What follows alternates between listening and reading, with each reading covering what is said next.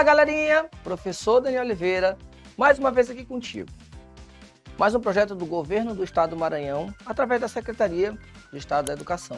É o nosso grande preparatório, Enem, Paz, UEMA. Lembra o nosso combinado? Vamos fechar a prova de Química, né? Já sabe disso. Aqui comigo nesse vídeo, dividindo, nós temos o meu grande amigo Tyron, tá certo? Trazendo aí toda a acessibilidade para a comunidade surda poder acompanhar também e fazer sua preparação e, se Deus quiser, também ter um excelente resultado. Beleza? O que é que nós temos aqui? Um grupo de pesquisadores desenvolveu um método simples, barato e eficaz de remoção de petróleo contaminante na água, que utiliza um plástico produzido a partir do líquido da castanha do caju. A composição química do líquido da castanha de caju é muito parecida com a do petróleo. E suas moléculas, por suas características, interagem, formando agregados com o petróleo. Para retirar, isso aqui já te ajuda, agregados. Para retirar esses agregados da água, os pesquisadores misturam ao líquido da castanha de caju nanopartículas magnéticas. E aí você já tem uma pegada na questão quando ele fala sobre a questão magnética. Essa técnica considera dois processos de separação de misturas, sendo respectivamente flotação. Tem que ter um pouco de cuidado com isso. Olha o que ele fala. Ele fala que tu vai utilizar esse líquido da castanha de caju. Ele fala que a composição desse líquido é muito parecida com a do petróleo e suas moléculas, por essas características, interagem formando agregados com petróleo, né? Então, olha só. Não confunda nossa questão 31. Não confunda flotação, tá? Com floculação. Não vá confundir flotação com floculação. Vamos imaginar que você tem um recipiente. Dentro desse recipiente eu tenho, por exemplo, areia. E junto com a areia eu tenho, por exemplo, isopor. E aí o que acontece? Se eu jogar água nesse recipiente, eu vou perceber que a areia vai ficar no fundo. Mas o isopor vai ficar por aqui, ó. Isso é uma flotação. Te passa a ideia de flutuação, tá bom? Então aqui você tem a flotação. E aí você não pode confundir a flotação com a floculação. Olha, aqui eu tenho uma impureza. Essa impureza ela é leve. Por ser leve, ela não vai conseguir ir para o fundo. Ela não vai conseguir descer. Ela não vai conseguir o que a gente chama de sedimentar, né? Alguns autores também chamam de decantar. Aí o que eu faço? Eu jogo lá dentro, naquele líquido, uma substância. E essa substância vai começar a formar agregados. Essa substância vai começar a formar flocos. Certo? Essa substância vai começar a formar flocos. Isso aqui é a floculação. Então, quando você chega bem aqui e observa que ele está falando que você vai formar agregados, você vai formar flocos. Então, não poderia ser flotação, tá? Então, não é flotação, não é decomposição, não é destilação, não é dissolução. Então, uma questão só por aqui já matava, né? Então, você tem a flotação e também você tem a separação magnética, já que ele fala que você utiliza ou mistura nanopartículas magnéticas. Então, você está querendo usar também a separação magnética. Então, é uma questão bem tranquila mesmo, bem tranquila, tá certo? Não foi exigido muita coisa de você. Se você tivesse aí uma pequena noção da diferença entre flotação e floculação, você já responderia essa questão, tá bom? Então, uma questão bem tranquila para nós. Partículas beta, ao atravessar matéria viva, colidem com uma pequena porcentagem de moléculas e deixam atrás de si um rastro aleatoriamente pontilhado de radicais livres e íons quimicamente ativos. Essas espécies podem romper ainda outras ligações moleculares, causando danos celulares. A capacidade de gerar os efeitos descritos dá-se porque tal partícula é letra A, elétron, e possui massa relativamente desprezível. Tem elevada energia cinética translacional. Nêutron. E por não possuir carga elétrica, tem alta capacidade de produzir reações nucleares. Núcleo de átomo de hélio. E por possuir massa elevada, tem grande poder de penetração. Fóton. E por não possuir massa, tem grande facilidade de induzir a formação de radicais livres. Núcleo de átomos de hidrogênio. E por isso possui carga positiva.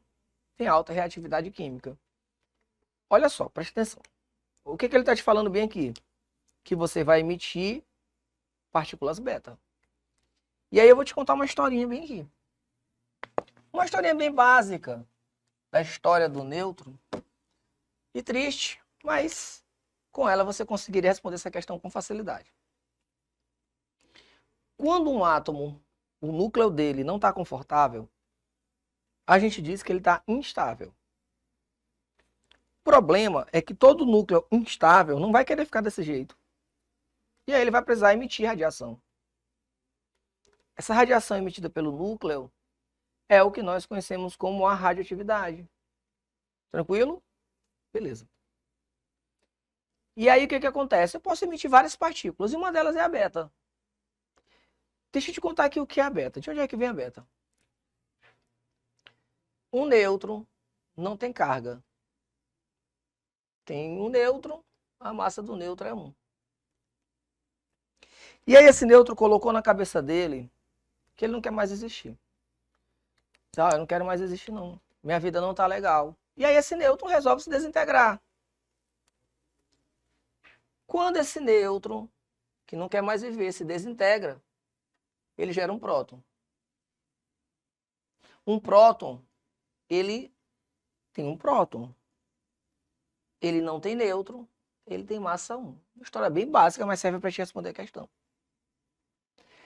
Aí tu vai me perguntar assim, tá, Daniel, e do nada eu vou chegar e imaginar, o nêutron se desintegrou. Não, vai ter um sinal. E qual sinal é esse que indica para você que está tendo a emissão beta? O sinal é justamente que está tendo a desintegração.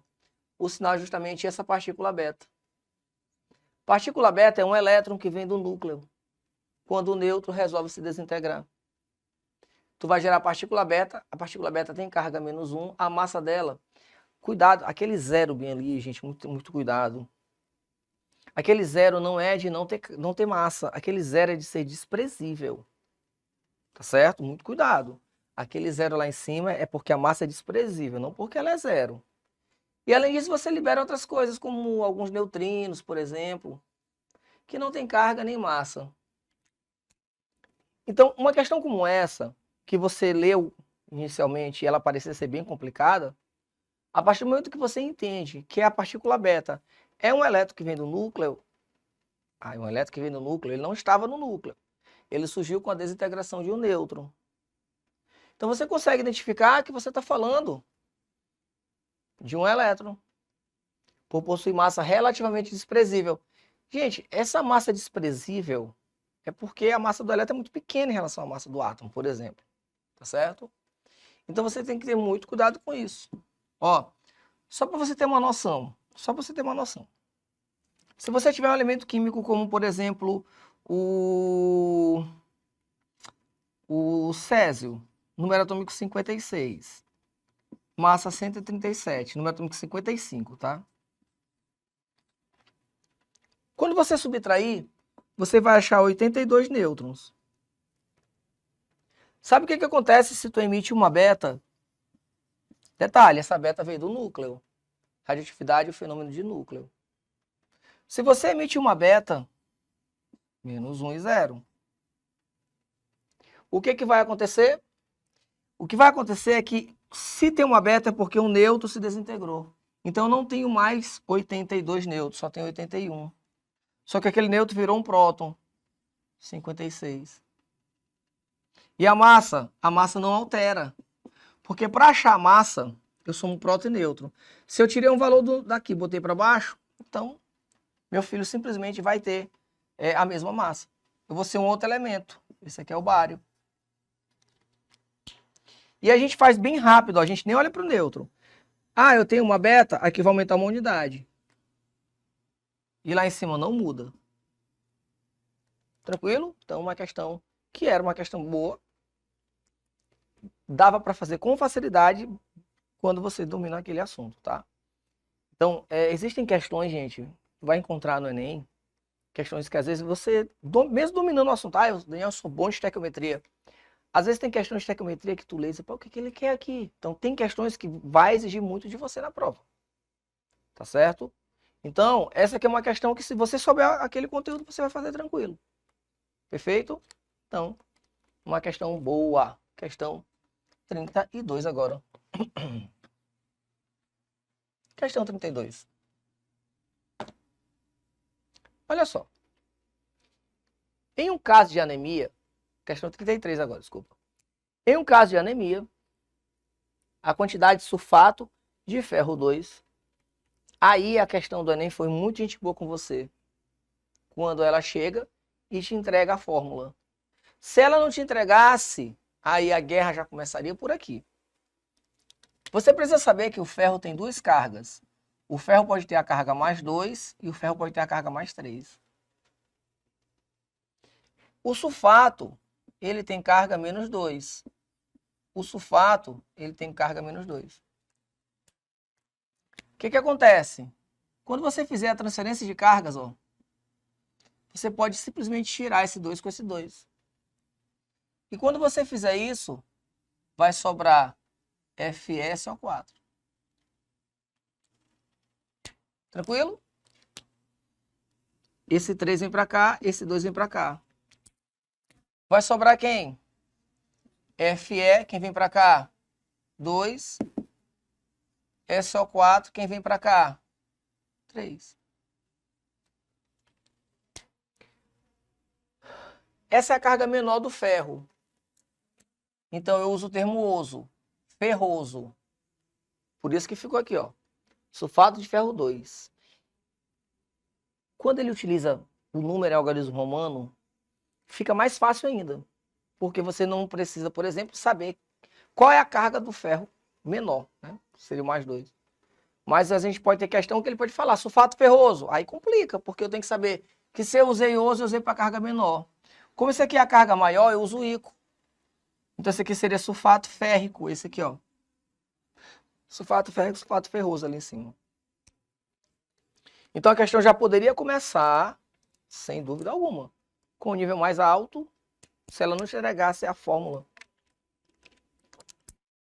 Ela ia exigir que você tivesse esse domínio aí da função inorgânica, né, gente? Então, depois aí volta, assiste de novo esse trechozinho aqui da aula, porque é muito importante e você precisa saber, tá?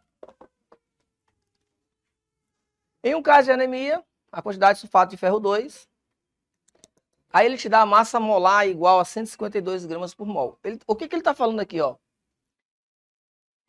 Quando eu falo um mol, gente, é como se fosse uma quantidade. Então, se eu pego um mol de sulfato ferroso, eu tenho essa massa. Então, toda vez que eu falo um mol do sulfato ferroso, essa é a massa que eu tenho. 152 gramas. Em um caso de anemia, a quantidade de sulfato de ferro 2, recomendada com um suplemento de ferro, foi de 300 miligramas isso em cada dia. Então, por dia eu preciso ter 300 miligramas daquele sal. Acima desse valor, a mucosa intestinal atua como barreira, impedindo a absorção de ferro. Foram analisados 5 frascos de suplemento, contendo soluções aquosas de sulfato de ferro 2, cujos resultados encontram-se no quadro. Se for ingerida uma colher, 10 ml por dia do medicamento para anemia, a amostra que conterá a concentração de sulfato de ferro 2 mais próxima da recomendada é a do frasco de número. Então eu quero saber qual é a concentração. Detalhe, ó. Quantos mols eu tenho em cada litro? Eu quero saber quantos mols eu tenho em cada litro. Por dia ele ingeriu uma colher de 10 ml do medicamento. E eu sei que eu preciso ter 300 miligramas. Presta bem atenção no que você pode fazer aqui, ó. Percebe que ele fala aqui, ó, é mais próxima. Aí, ó, isso aqui já te ajuda.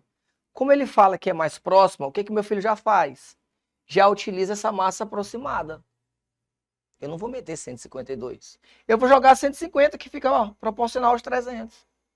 Então, esses artifícios te ajudam. Ele falou massa aproximada. Eu, pô, já vou usar 150, já me ajuda. Então, já sei o seguinte. Eu quero saber quantos mols foi ingerido em 1 litro. Tá? Começando a questão, você precisa por dia de 300 miligramas do sal. Tá? Essas 300 miligramas é o que vai ter em uma colher de 10 mililitros de solução. Tudo bem até aqui? De 10 mililitros de solução. Só que tem um detalhe. Quando você olha aqui para a tabela, ele não quer saber a concentração em 10 mililitros, ele quer saber a concentração em 1 litro. Ah, em 1 litro, Daniel? Ah, 1 litro são 1000 mililitros, eu vou logo botar aqui, ó. No lugar de 1 litro, eu estou botando 1000 mililitros, que é a mesma coisa. 1000 mililitros de solução. Eu vou ter quantos miligramas? Quantos miligramas de sulfato ferroso? Perfeito? Aí meu filho vai bem devagar, tá? Para você não se perder, vai bem devagar. Chega aqui nesse zero, manda ele embora com esse zero bem aqui. E aí você multiplica. Quando você multiplicar, você vai ter x sendo igual 300 mais 2 zeros, ó.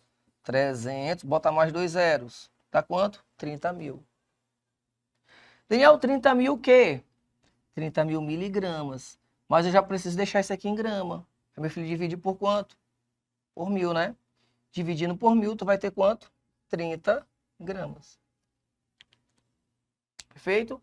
Então, meu filho já sabe que tu tem 30 gramas de sulfato ferroso. É isso aqui que você tem. 30 gramas de sulfato ferroso em cada litro. Poxa, Daniel, mas não tem 30 gramas. Só tem mol. Então, o que meu filho vai fazer? Precisa mudar para mol. Como é que eu vou fazer isso? Você vai usar justamente essa massa aqui, ó. Cada mol tem quantos gramas? Eu te falei que tu vai dar mais esperto. Cada mol aqui tem 150 gramas. Mas você precisa lembrar o quê? Você tem 30 gramas.